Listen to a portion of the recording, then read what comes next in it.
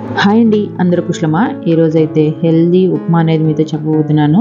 అంతకన్నా ముందు నా ఛానల్ ఎవరైనా ఫస్ట్ టైం చూస్తున్నట్లయితే ప్లీజ్ సబ్స్క్రైబ్ చేయండి, షేర్ చేయండి, లైక్ చేయండి, కామెంట్ చేయండి. ఇంకా వీడియోలోకి అయితే వెళ్ళిపోదాం. ఈరోజు రాగి ఉప్మా అనేది నేను ప్రిపేర్ చేస్తున్నాను. రాగి ఉప్మా పిల్లలకు ఉప్మా అంటే ఇష్టపడరు కదా, దాని కలర్ చూసే అసలు వద్దని చెప్తారు. ఇలా స్టండ్ కలర్ చేంజ్ చేస్తే ఎక్కువగా ఇష్టపడతారు, బాగా తినడానికి బాగుంటుంది, అంతేకాదు హెల్దీ కూడా. అందుకనే ఇలా చేసి ట్రై చేయండి. అయితే ముందుగా నేను ఒక కప్పు రాగి పిండి, అరకప్పు బొంబాయి రవ్వ తీసుకున్నాను. దాంట్లో నీటిలో కొంచెం కలర్ చేంజ్ అయ్యేంత వరకు లైట్గానే ఫ్రై చేయండి. ఆ తర్వాత జీడిపప్పు, మీ దగ్గర ఉన్న ఎనీ డ్రై ఫ్రూట్స్ అయితే యాడ్ చేసుకోవచ్చు. నేతిలో వేపుకుని పక్కకు తీసుకోవాలి. దీంట్లో 2 స్పూన్ల నూనె, 2 స్పూన్ల నెయ్యి వేసాను.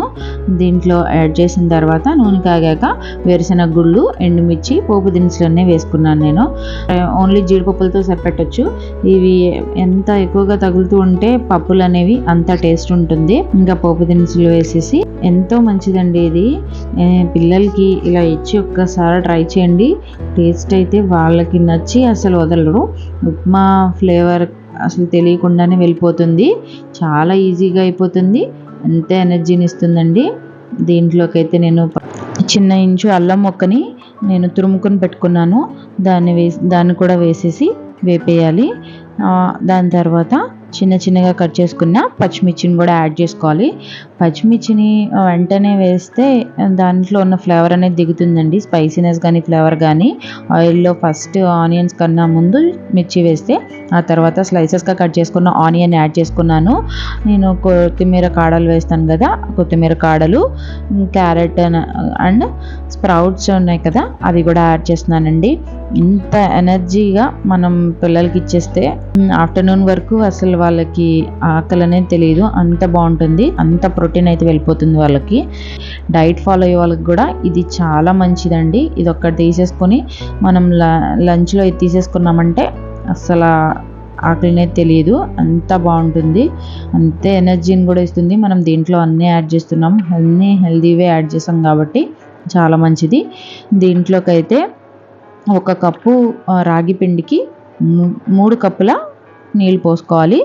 అలాగే 1 కప్పు నేను బొంబాయి రవ్వకి 3 కప్పుల నీళ్ళు, అంటే అరకప్పు బొంబాయి రవ్వ తీసుకున్నాను, అలాగే కప్పు రాగి పిండి తీసుకున్నాను. దాని మెజర్మెంట్ వైజ్గా మొత్తంగా 6 కప్పుల నీళ్ళు అయితే దీంట్లో పోసేసాను. టేస్ట్కి తగినంత సాల్ట్ యాడ్ చేసుకోవాలి. సేమ్ ఉప్మా లాగానే, కానీ దీంట్లో అండి మనం కొంచెం జాగ్రత్తగా చేయాలి, లేకుంటే ఉండలు కట్టేస్తుందండి.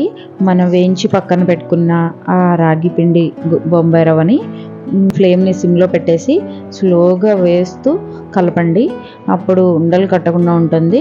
నిదానంగా వేస్తూ కలిపేస్తే సరిపోతుంది. ఎక్కడైనా ఉండలు కట్ని అనిపిస్తే గరిటెతో ఒత్తుతూ, ఇలా నేను వీడియోలో చూపించే విధంగా ఒత్తుతూ తీసుకోండి. ఎందుకని ఇలా మనం రోస్ట్ చేసాం కాబట్టి ఏం పర్వాలేదు, ఉండలు విడిపోతాయండి.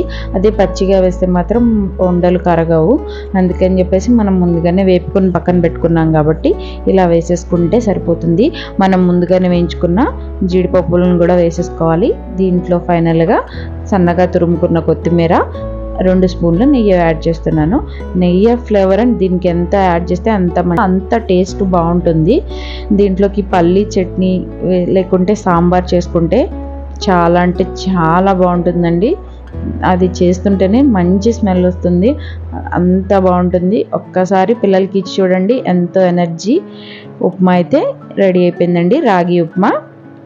ఇదేనండి వీడియో నచ్చితే నా ఛానల్ని సబ్స్క్రైబ్ చేయండి. ఇంకో మంచి వీడియోతో మళ్ళీ మీ ముందుంటాను.